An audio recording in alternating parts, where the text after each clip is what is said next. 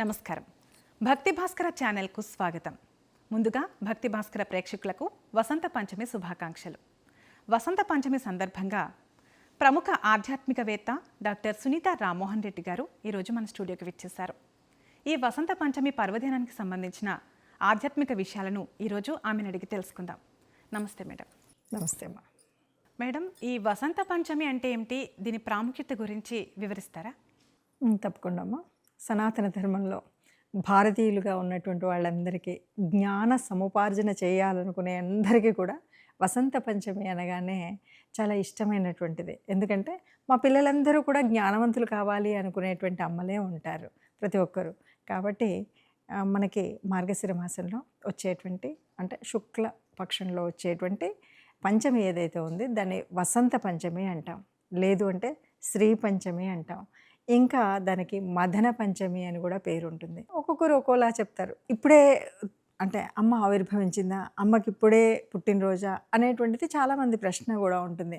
అంటే అమ్మకు సరస్వతి అమ్మవారి పుట్టినరోజు అనగానే దానికి అర్థంగా మన పూర్వీకులు చెప్పేటువంటిది, పండితులు చెప్పేటువంటి మాట ఏంటంటే దేవతలకి జ్ఞానం కోసం అమ్మని ప్రార్థించినప్పుడు అమ్మ ఒక్కసారి ఆవిర్భవించింది అన్నది ఒక మాట.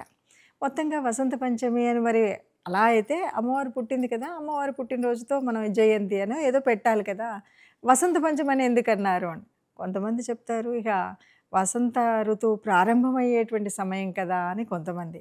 ఇంకా కొంతమంది మనకు పురాణంలో కనిపించేటువంటి ప్రకారంగా ఘాత ప్రకారంగా మనకు రతి మన్మధుల కథ తెలుసు.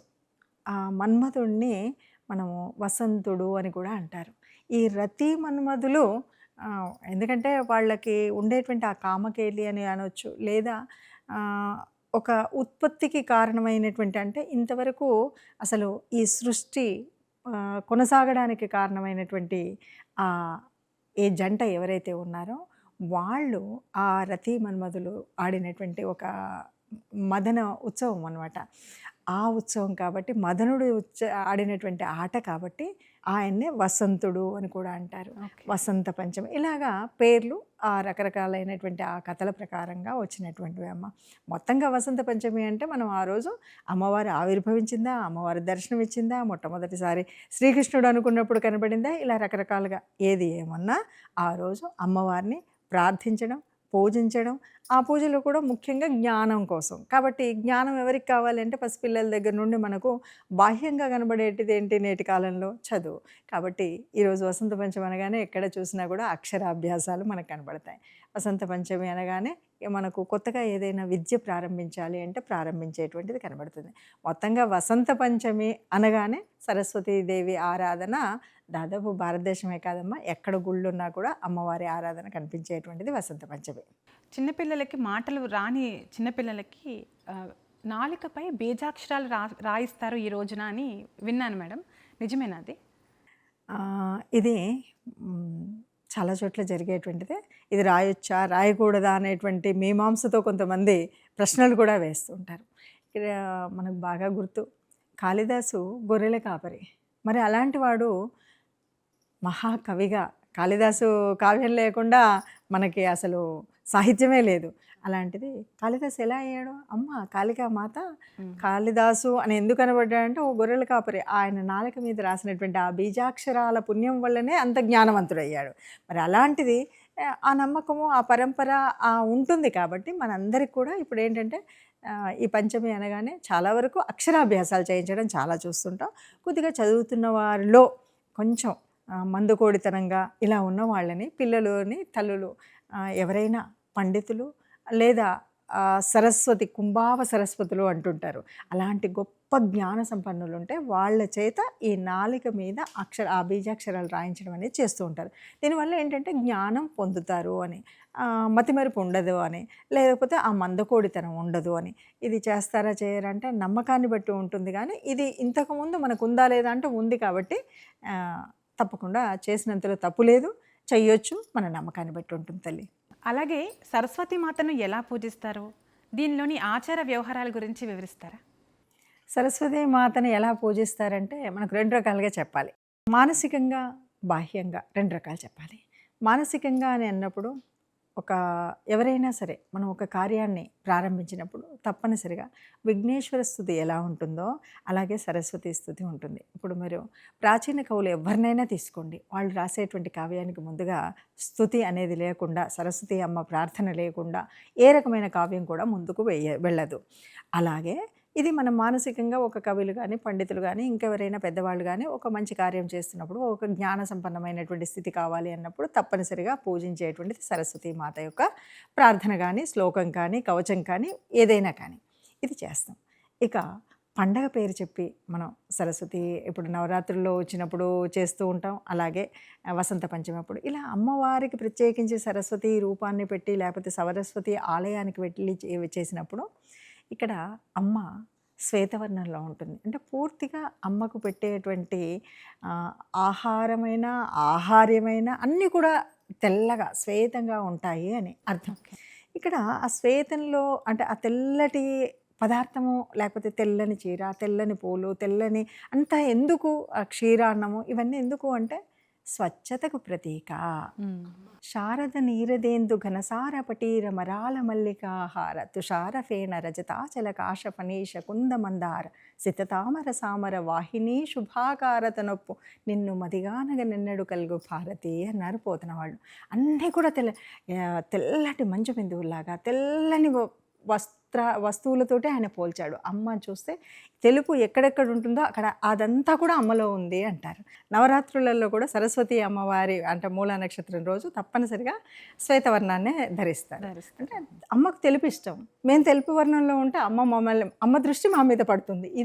ఇది కదా ఆశ. అమ్మ కరుణకు ఎవరైనా పాత్రులు కావచ్చు. చూడండి, అక్షరం ముక్క రానటువంటి వాళ్ళే అమ్మకు ఎంతోమంది గొప్పనైనటువంటి పండితులుగా ప్రసిద్ధిగాంచారు. అలాంటిది అమ్మను అంటే అమాయకత్వంతో అమ్మ అన్నీ నువ్వే, నీకు మించినటువంటి శక్తి లేదు అనేటువంటి ఒక మానసిక శుద్ధి కనుక మనకుండి ఆ రకంగా ప్రార్థిస్తే అందరినీ దీవించేటువంటి తత్వం అమ్మది.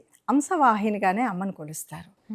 హంసను ఎందుకు పెట్టారు అంటే మనకు హంసకు ఒక ప్రత్యేకమైనటువంటి గుణం ఉంటుంది.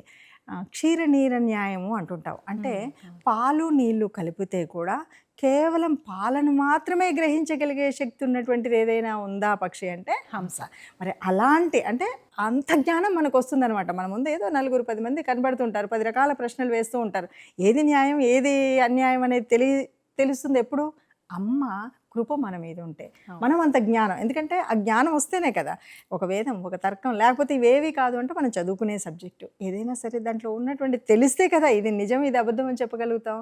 అందువల్ల అమ్మ ఆ తెలుపు వర్ణం అంటే ఇష్టం, ఆ తెలుపులో ఉన్నటువంటి పదార్థాలు పెట్టడం ఇష్టం, స్వచ్ఛంగా ఉండడం అందరికంటే ఇష్టం అనమాట. అందుకనే మానసికంగా పరిశుద్ధంగా ఉంటూ స్వచ్ఛమైన భావంతో, అంటే సత్యాన్ని మాత్రమే పలకాలి అని మనం చెప్తుంటాం కదా, సత్యమేవ జయతే. కాబట్టి ఆ భావంతో ఉంటే అమ్మ కరుణ మన మీద ఉంటుంది తల్లి. మేడం, ఈ వసంత పంచమి రోజున అక్షరాభ్యాసం కాకుండా ఇంకా ఎలాంటి వ్రతాలు చేసుకోవచ్చు? అక్షరాభ్యాసాలు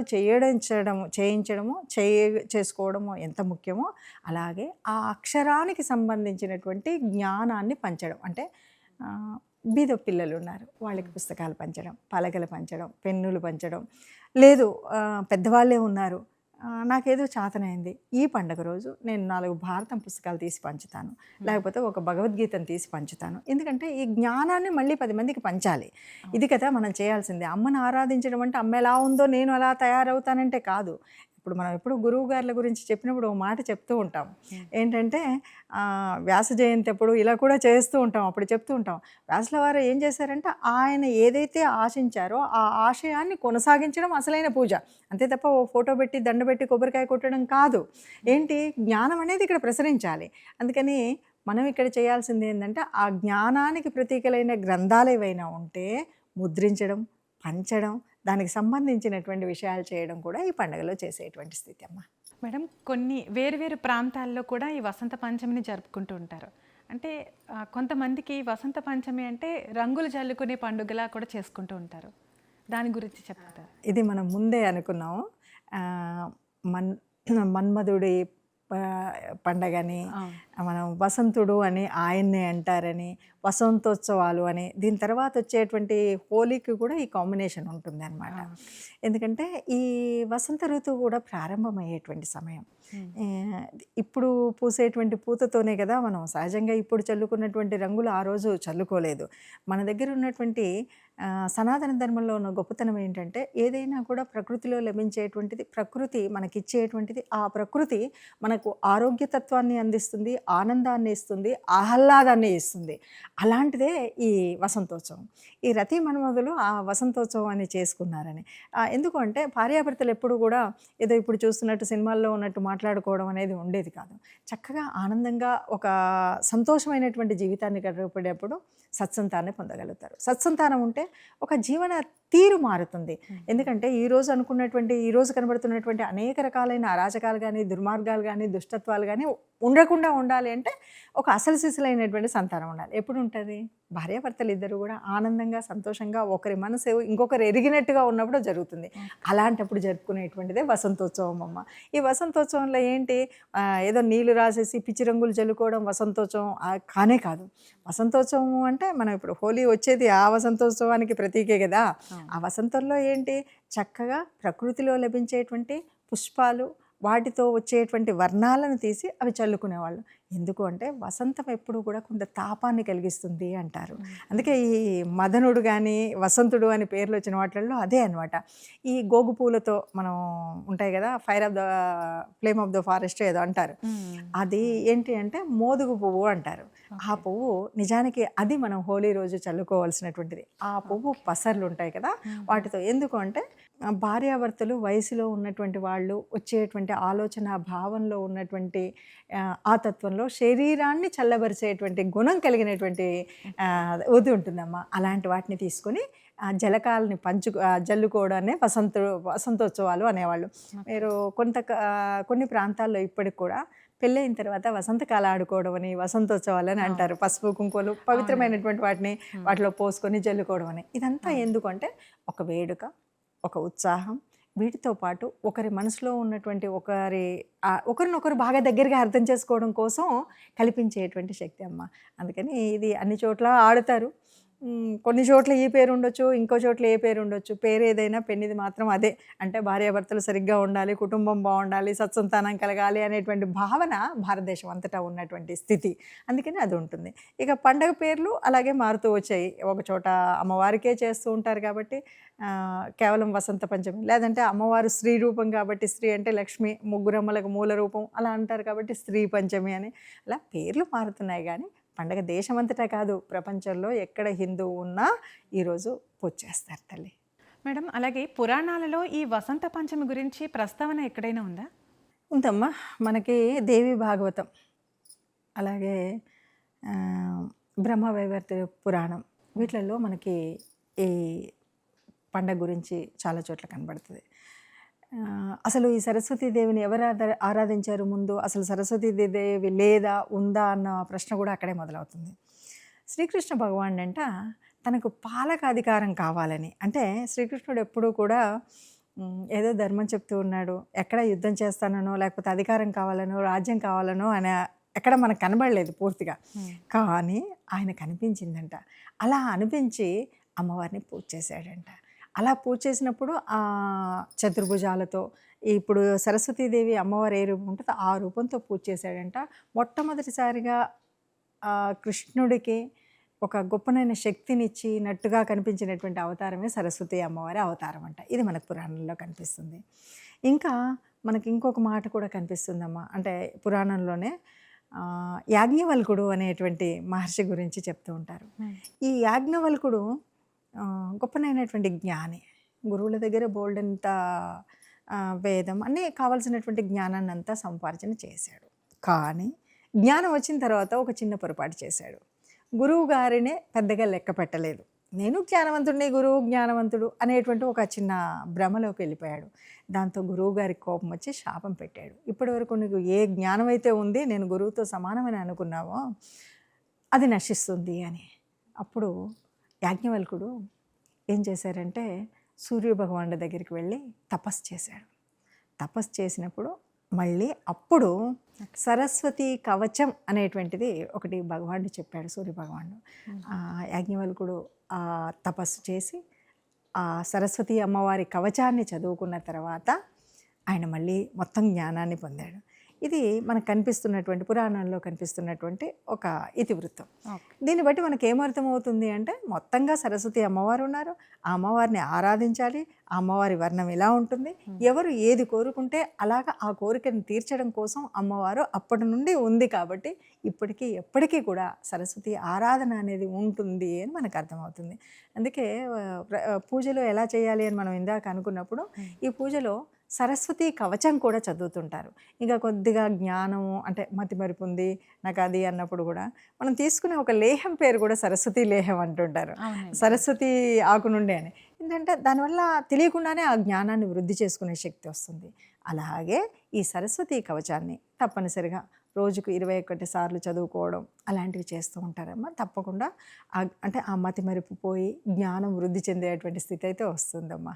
చివరిగా ఈ వసంత పంచమి నేటి తరం యువతీ యువకులకు ఎలాంటి సందేశాన్ని ఇస్తుంది చెప్పండి మేడం. తప్పకుండా చెప్పాలమ్మా. నేటి యువత కొద్దిగా అంటే ఆధునీకరణ లేకపోతే ఆధునీకరణలో బాగా ఉండి మన ప్రాచీనతను మర్చిపోయినటువంటి స్థితి కాబట్టి తప్పనిసరిగా ఒకసారి గట్టిగా చెప్పుకోవాల్సిందే. మనకు పండుగ ఏం చెప్తుంది? ఇది తిథి వార ప్రకారంగా వస్తుంది. కనీసం తిథి వార నక్షత్రాలు తెలుసుకుంటే ఓ పద్ధతి. మనకి మాఘమాసం వచ్చింది, శుక్లపక్షం వచ్చింది అని తెలుస్తుంది. అంటే మనకు మన వారసత్వం ఏంటో దాన్ని మర్చిపోకుండా ఉండాలి. ఇక రెండవది జ్ఞానం అనేది ఉంటే మనం ఇప్పుడు డబ్బుతో ఏదో ఆడంబరాలు చేయొచ్చు, ఏమైనా చేయొచ్చు అనుకుంటాం. జ్ఞానం లేకపోతే ఏది చేయలేం. కాబట్టి జ్ఞాన సముపార్జన అన్నింటికంటే ముఖ్యమైనది. ఎందుకంటే జ్ఞానం తెలిస్తే, అమ్మవారి రూపం తెలిస్తే సత్యం మాట్లాడాలని, శుద్ధ తత్వాన్ని కలిగి ఉండాలని, మనం ఎలా ఉండాలో నేర్చుకుంటాం, సాత్వికంగా ఉండాలని అవన్నీ కూడా అమ్మ రూపంలో నేర్చుకుంటాం. కాబట్టి ఆ రోజు అందుకే అమ్మవారికి ఆ రూపం వేసాం కాబట్టి మనం కూడా అలాంటి సాత్వికమైనటువంటి ఆహారం తీసుకోవాలి, సాత్వికమయంగా కనబడేటువంటి ఆహారం ఉండాలి, ఇవన్నీ కనిపిస్తాయి. లేదు అంటే అక్షరాభ్యాసానికి కూడా జీన్స్ వేసుకెళ్ళి పిల్లలతో అక్షరాలు దిద్దిపించేటువంటి పరిస్థితి ఉంటుంది. అలా ఉండకుండా ఉండాలంటే మన ధర్మాన్ని మనం రక్షించుకోవాలంటే సనాతన ధర్మంలో ఉన్నటువంటి ముఖ్యమైన లక్షణాలు తెలుసుకోవాలంటే ధర్మం ఎప్పుడు ఏం చెప్తుంది అంటే ఋతువు ప్రకారంగా మారేటువంటి కాలానుగుణంగా వచ్చేటువంటి అనేకమైనటువంటి రుగ్మతలను తగ్గించేటువంటి శక్తి ఉంది. అందుకని వసంతోత్సవాలు ఆడండి అని చెప్తుంది. అలాగే మనం ఏ ఋతు ప్రకారంగా వచ్చే పండుగలో ఆ ఋతు ప్రకారంగా మనం చేసేటువంటి నైవేద్యాల వల్ల మీకు ఒక కొత్త శక్తిని కలిగిస్తుంది. వచ్చేటువంటి ఏదైనా రుగ్మతలు ఉంటే రాకుండా కాపాడుతుంది. వీటితో పాటు ఒక ఏకాగ్రత, ఒక చిత్తశుద్ధి, ఒక సత్యతత్వం ఇవన్నీ కలగాలి అంటే ఆ పండుగలో అవి చేసుకోవాల్సిందే. అవి చేసుకున్నప్పుడు ఏ ధర్మంలో ఉన్నామో ఆ ధర్మం ప్రకారంగా సనాతన ధర్మంలో ఉండేటువంటి ఆ లక్షణాలు ఏవి ఉన్నాయో వాటిని కాపాడుకోవాలి. ఎందుకంటే ఈరోజు మనం కట్టుపోయింది, బొట్టు పోయింది. బొట్టు అంటే ఒక స్టిక్కర్ అతికించుకొని ఫ్యాషన్ పెరేడ్లో ఉండడం బొట్టు కాదు. చక్కగా అమ్మవారి దగ్గరికి వెళ్తున్నామంటే నిండుగా బొట్టు పెట్టుకోవడం. ఇది నిండుగా అన్నది కాదు, ఇది తప్పనిసరిగా పెట్టుకోవాలి, అది రోజు పెట్టుకోవాలి, ఒక పండగ రోజు కాకుండా. దీనివల్ల జ్ఞానం వృద్ధి చెందుతుంది. ఇలాంటివి కొన్ని లక్షణాలు యువతకి తెలియాలి అంటే తప్పనిసరిగా ప్రతి పండగ చేసుకోవాలి. ఆ ముందుండేటువంటి ఆ పండుగలో ఉన్నటువంటి అర్థం, పరమార్థం ఈ రెండు ఉంటాయమ్మా. మనకెప్పుడు కూడా సనాతన ధర్మంలో మనకు వచ్చేటువంటి ప్రతి పండగ ఒక ఆరోగ్య తత్వం, ప్రకృతి తత్వం, వీటితో పాటు మన ఆధ్యాత్మిక చింతన ఇవన్నీ మూడు ముప్పేటలుగా కలుగుతూ వెళుతూ ఉంటాయి. కాబట్టి మన ఆరోగ్యాన్నైనా, సంస్కృతినైనా, సంస్కారాన్ని పెంపొందించుకోవాలన్నా ఇవన్నీ చూస్తూ వెళ్ళాలి. మరి ఈ రోజున్న యువత రేపటి భవిత కాబట్టి వాళ్ళు తప్పకుండా ఈ పద్ధతులను పాటిస్తూ వెళ్ళాలని నా ఆలోచన తల్లి. వసంత పంచమి గురించిన ఆధ్యాత్మిక విషయాలను చాలా చక్కగా వివరించారు. ధన్యవాదాలు మేడం. నమస్తే. నమస్తే తల్లి. ప్రేక్షకులందరికీ కూడా వసంత పంచమి శుభాకాంక్షలు.